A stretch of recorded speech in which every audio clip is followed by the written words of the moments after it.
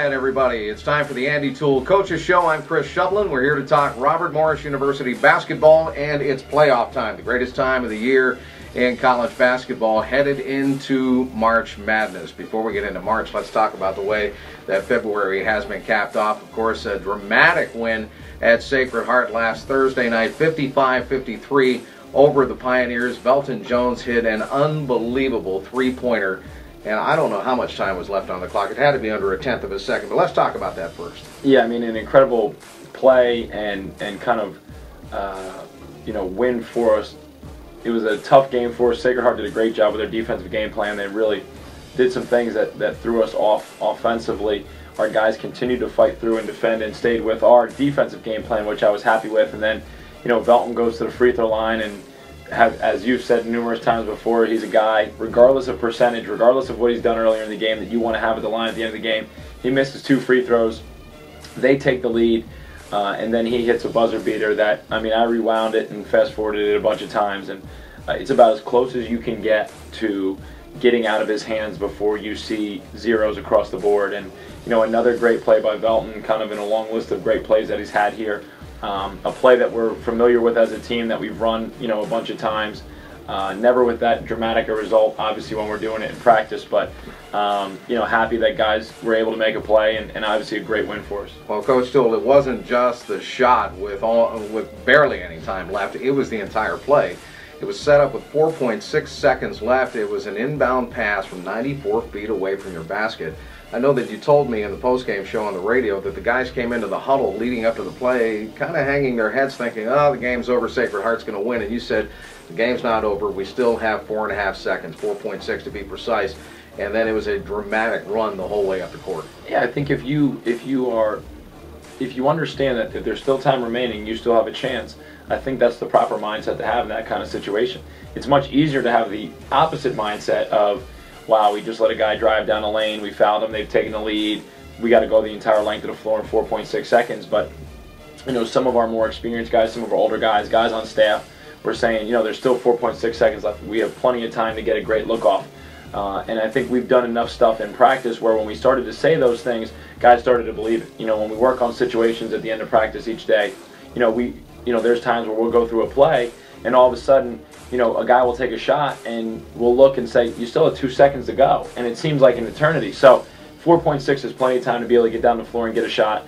Obviously, Belton got bumped, took a couple of dribbles, shot faked, and did all of that within 4.6 seconds. So there's a lot of times to do good things. And I was glad once we got out on the floor and got out of that timeout, I think our guys had the mindset, you know what, we're going to have another shot at this. We're going to execute this play and be able to get a good look. If it goes in, that's another story, but we still at least have a chance, and let's go out and act that way. It was a dramatic win. Again, just a 2-point victory, 55-53, but counted as a W. Meanwhile, you finished out the regular season on a bit of a sour note at Quinnipiac. It was a 73-69 loss, and I know that after the game you complained that really only 3 guys really stepped up in that game. It was an early start, an 11 o'clock start on a Saturday morning, but both teams had to get up early, and unfortunately not everybody answered the alarm. Yeah, I was a little disappointed. Like you said, I thought there was 3 guys that really competed. I thought other guys did positive things in flashes. Kind of as I went back and reviewed the tape, there was some glimmers, I guess, of energy from other guys. There just wasn't enough consistent energy, especially defensively.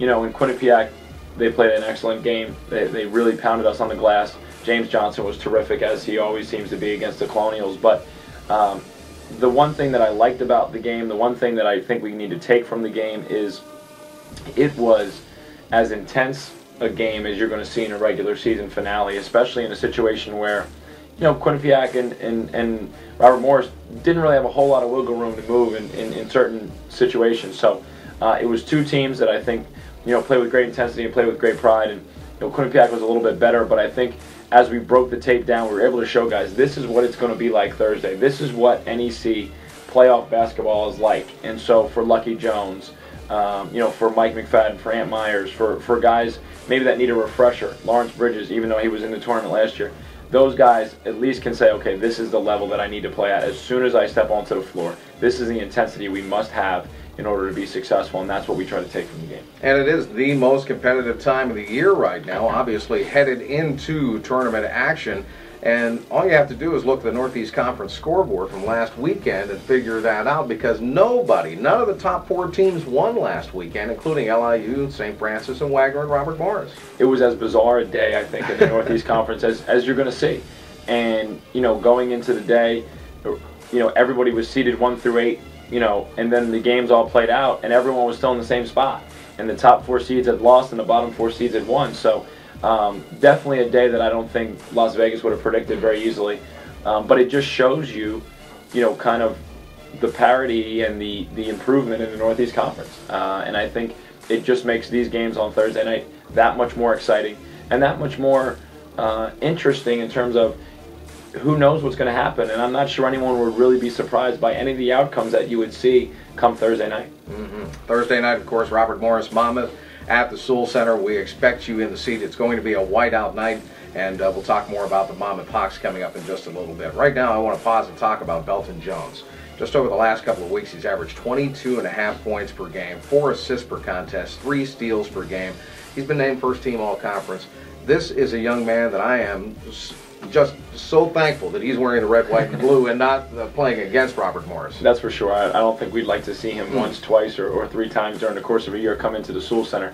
He's the kind of guy that I think if he's on your team, you love him, and if you got to play against him, you hate him. So that's part of Belton's charm, I believe. But, obviously very excited for him that he was able to make, the first team all-conference. I think he's worked very hard. I think he's come a really long way in his time here at Robert Morris, just in terms of his demeanor, his work ethic, and what he means to this program. And I think that he's truly one of the leaders of our team, as we've seen time and time again.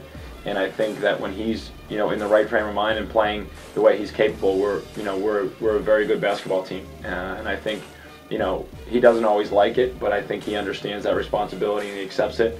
I think there's days that especially every once in a while in practice when I let him know about it, that he would like to kind of hide in a corner.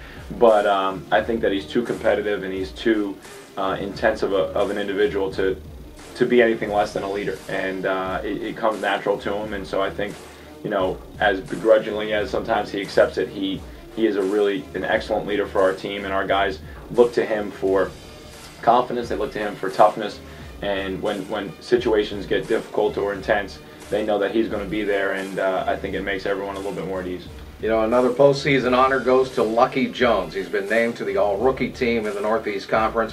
We knew the book on Lucius Lucky Jones when you signed him. And if you could take us back to that point in time, how do you draw a kid from the national championship high school basketball team to come here to Coraopolis? Well, I think, we built a relationship with Lucky, and Lucky was having some academic difficulties at the time, and I think some people, backed away from him a little bit due to those academic difficulties.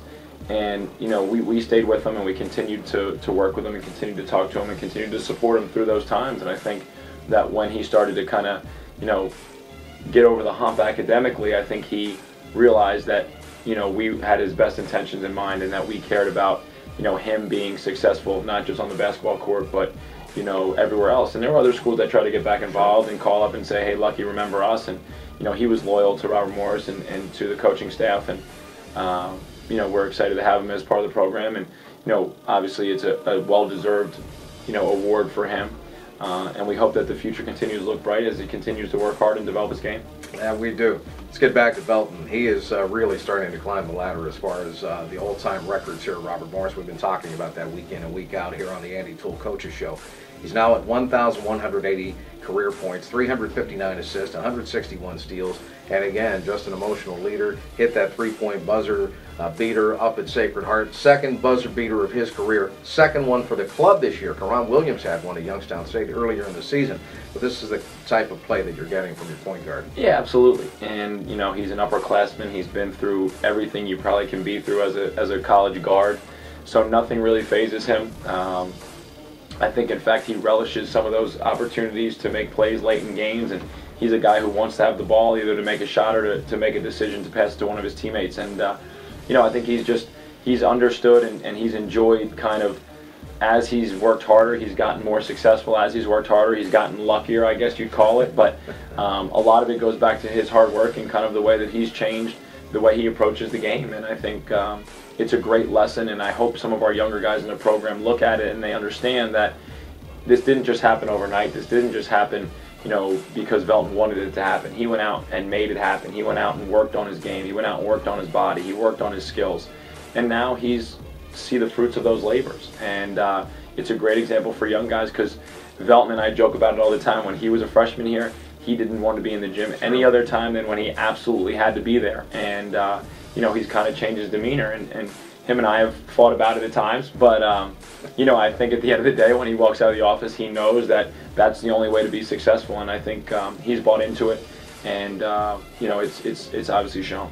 There's another guy, I remember, he used to drive you guys nuts in practice, too, and that was Russell Johnson. And as of late, as of the last couple of weeks, Russell's playing his best basketball here at Robert Morris. He's now averaging 10.5 points, 6.5 rebounds a ball game, and he's really contributed well. And whether it's a first-year, second-year guy who drives you crazy until he learns the system, or a third, or you don't have too many fourth-year guys, you just have Lawrence Bridges. But Russell Johnson right now is stepping into his own as well, and it's great to see him fight off the injuries that he's had to play with this year, and now come and really play hard because he sees the calendar turning. Exactly, and that's Russell sometimes. He has that switch that he likes to turn on and off with his energy and his effort. And this is the time of year that, he understands it's time to turn it on. And he's been really good the last 6 games for us. And not just necessarily with points or rebounds, but, just his overall energy, his overall attitude, his overall effort that he's given to the team. And we've talked before that he's a huge piece to this team in terms of his ability to be a secondary scorer, his ability to make shots, his ability to rebound. His understanding and knowledge of the game is as good as we have in this program. And when he is focused and alert, he makes the game easier for his teammates. And I think when he does that, it just takes so much pressure off of Belton, or Karan Williams, or Anthony Myers, or even some of the young guys that come in and they're not always as sure what's going to happen. Russell can kind of tell them, you're going to be okay, this is what's going to happen, I got you. And it really allows our team to flow much better.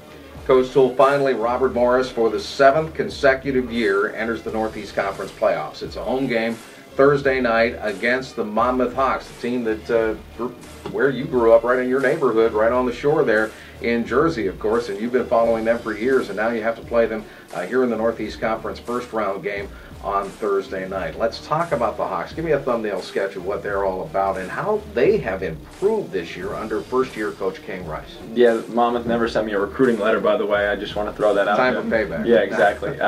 No, they've improved dramatically through this entire season, and all the credit has to go to King Rice and his coaching staff and the job that they've done. It's been absolutely amazing. We saw them in the first weekend in December in Northeast Conference play, and they had a brutal pre-conference schedule. They hadn't had a home game when we saw them the first time, and I think they were still trying to figure this whole thing out, what style they wanted to play, who was going to fit in certain roles. And then when we saw them in West Long Branch in January, they were obviously much improved, had us down by a large margin, and we came back and were fortunate to get a win in overtime. And I think, as you've seen them develop over the course of the season, it's been really a transformation from guys that are a little bit unsure and hesitant when to go, when not to go, to guys that are playing completely free. They're playing with great confidence. They really, really share the ball. They compete and are as intense as any team in this league. And again, that's a credit to Coach Rice and his staff. And for them to win 8 of their last 10, go 10-8 in the league, finish in 6th place, I don't think anybody saw that coming before the season, and then especially the way that the season started. But like I said, credit goes to Coach Rice and his staff, as well as those players. There were so many opportunities, I'm sure, that they could have said, this isn't working for us, this doesn't suit our style, this isn't what we've known here at Monmouth.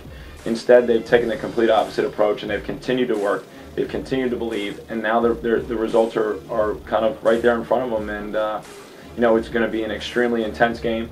I think our guys understand how hard Monmouth plays.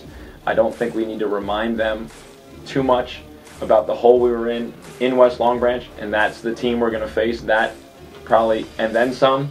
And so it's going to be, a terrific game, and I'd be shocked if it wasn't anything more than a really intense, hard-fought battle. And that's a team that put over 100 points on Long Island on Saturday, so I think all you need to do is show the guys the box score from that game and say, look, they can do it. Yeah, and I think, there's numerous guys they have now that are stepping up and contributing. Jesse Steele and Dion Naismith had great games against us when we were, in New Jersey.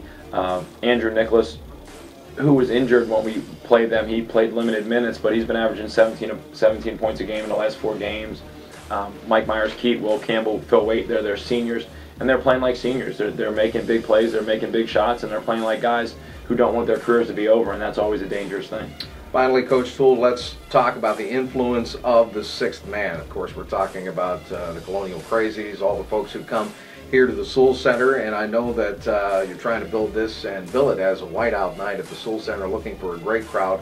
And folks cannot take Monmouth too lightly. As you mentioned, they're playing their best basketball of the season. It's going to be a tough first-round game, and Monmouth might be the scariest team in the league coming in here this weekend for Robert Morris to play. But let's talk about the influence that you get from the crowd and the feeling it is to play a tough home game against a very, very good opponent with all that help in the stands. Well, I think it's just a huge benefit. I think our guys really thrive on the energy that the crowd brings.